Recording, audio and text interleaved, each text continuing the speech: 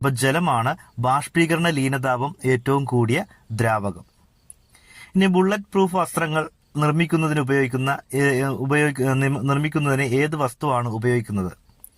Kevlar എന്ന വസ്തുവാണ് bullet proof വസ്ത്രങ്ങൾ നിർമ്മിക്കുന്നതിന് ഉപയോഗിക്കുന്നത്. അപ്പോൾ ബുള്ളറ്റ് പ്രൂഫ് വസ്ത്രങ്ങൾ നിർമ്മിക്കുന്നതിന് ഉപയോഗിക്കുന്നത് കെവ്ലാർ ആണ്. ഉള്ളിയുടെ ഭക്ഷ്യയോഗ്യമായ ഭാഗം ഏത്? അപ്പോൾ ഉള്ളിയുടെ ഭക്ഷ്യയോഗ്യമായ ഭാഗം ഏത് എന്ന് വെച്ചാൽ കാണ്ഡമാണ്. അപ്പോൾ കാണ്ഡമാണ് ഉള്ളിയുടെ ഭക്ഷ്യയോഗ്യമായ ഭാഗം. പുഷ്പങ്ങളുടെ റാണി എന്നറിയപ്പെടുന്നത് ഏത് പുഷ്പമാണ്? റോസ് ആണ്. അപ്പോൾ പുഷ്പങ്ങളുടെ റാണി എന്നറിയപ്പെടുന്നത് റോസിനെയാണ് പുഷ്പങ്ങളുടെ റാണി എന്ന് പറയുന്നത്. ജീൻ എന്ന വാക്കിന്റെ ഉപജ്ഞാതാവ് ആര്?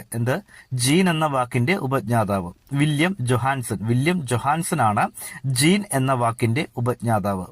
അപ്പൊ ഈ 5 ചോദ്യങ്ങൾ ഒരിക്കൽ കൂടി പറയാം. ബാഷ്പീകരണ ലീനതാപം ഏറ്റവും കൂടിയ ദ്രാവകം ജലം ആണ്. കെവ്ലാർ ഉപയോഗിച്ചിട്ടാണ് ബുള്ളറ്റ് പ്രൂഫ് വസ്ത്രങ്ങൾ നിർമ്മിക്കുന്നത്.